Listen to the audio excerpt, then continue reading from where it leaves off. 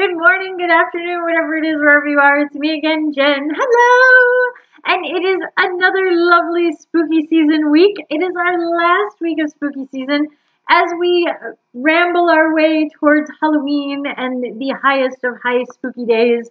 I am excited to still be telling you all about the Witch's Tarot, which is a deck that I've had for a really long time, and I'm super excited to be able to talk about them. I did pull a bunch of the cards out, as I mentioned, because of nudity and rather things that might get me kicked off of YouTube. So, that said, I still have a lot of really cool cards in here, a lot of them that I really want to talk about. So, without further ado, let's see what card we have for today. All right, okay. This is the most dour looking magician card I think I've ever seen.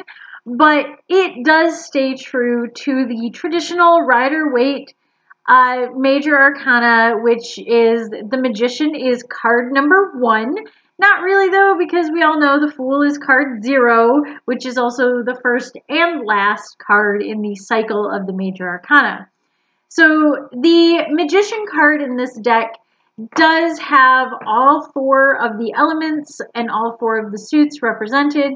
There's the cup, the wand, the sword, and the pentacle. There's also, as common in the traditional deck, the infinity symbol or the sideways figure 8 on top of his head. I do like the font in this one. It's nice and bright white as opposed to some of the others that I've seen where it's like black on black or gray on black.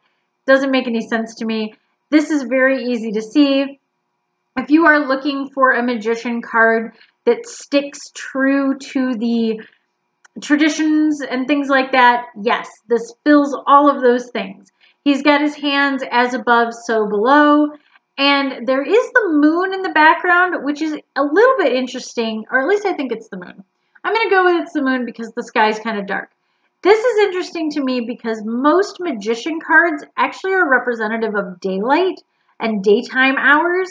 So they're not a lunar or a nighttime or a shadow self sort of card. So it's interesting to me that they have chosen to put him in a nighttime setting. I kind of think that maybe that has to do a little bit with the idea of this is the Witch's Tarot and, you know, full moon rituals and rituals by the light of the moon and all of those kinds of things. I get it, but at the same time, it's leaving us with this energy of like, this is about the shadow self. This is about the illusion side of things, which, if you are a witch, the magic and things that you do are kind of both. They are dealing with this shadow self. They are dealing with that darkness within us, but also trying to find the light and find wisdom. So the fact that this magician is a little more of a nighttime practitioner, kind of interesting to me. I like it. It's still cool. Also, I love the colors of this card. You've got your deep blues and purples and then his bright white kind of tunic that he's wearing. Again, his face is kind of scary. I gotta admit, this is not the friendliest looking magician card I've ever seen. But that's okay because the magician's supposed to be powerful, maybe a little stoic, and have that passion and energy to kind of let things flow through him rather than really focusing them with judgment. So the magician's energy is about having all the tools at your disposal, being able to kind of make those choices and do the things you're supposed to do, but also while having discernment, it's discernment without judgment. So I think he's a little judgy in the face, but other than that, I think this is a really good magician card. I like it. It also keeps things pretty simple and straightforward, so you're not looking for a card that is like, well, gee, I'm not really sure what this means, and I'm not super adept yet, so I don't know. Maybe I have to look for more clues somewhere else. This one gives you all the clues. He has all his tools. It's about having all your tools.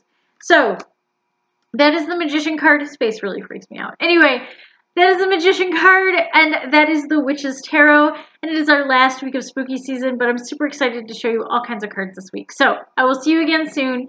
Bye! Stay spooky!